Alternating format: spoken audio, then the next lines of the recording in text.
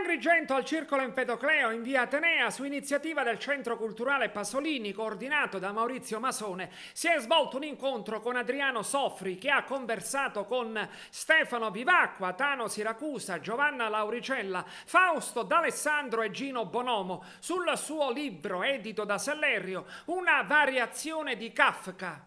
Il dibattito è stato moderato da Giandomenico Vivacqua. Il libro di Sofri è una indagine filologica, è un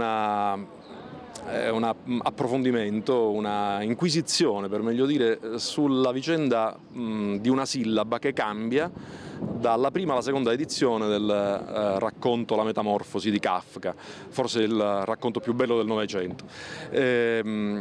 È condotta questa indagine che si avvale della ricchezza della cultura di Sofri, anche della sua sensibilità filologica, attraverso l'uso di varie risorse, attraverso, diciamo, la conoscenza di tanto materiale. È un'indagine che segue il filo dell'ossessione letteraria di Sofri.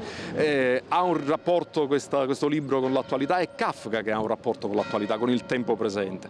La nostra suggestione era quella di ospitare Sofri ad Agrigento per parlare di Kafka a casa di Sciascia e di Pirandello. Sono tre autori che tematizzano il problema dell'uomo sequestrato, dell'uomo torturato, dell'uomo catturato da dispositivi di potere che lo vincono e lo rendono, diciamo, inoffensivo per le prospettive appunto del potere.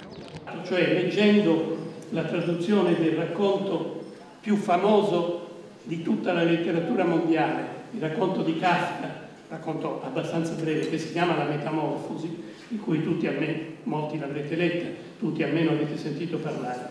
Leggendo la traduzione italiana, una traduzione la più antica, la più classica della Metamorfosi, e avendo comprato un libretto tascabile in cui c'era il testo originale tedesco a fronte, mi sono accorto all'inizio della seconda parte su 3 della Metamorfosi che nel testo italiano si usava una traduzione che parlava delle luci del tram elettrico e nel testo originale di Kafka si parlava delle luci dei lampioni stradali.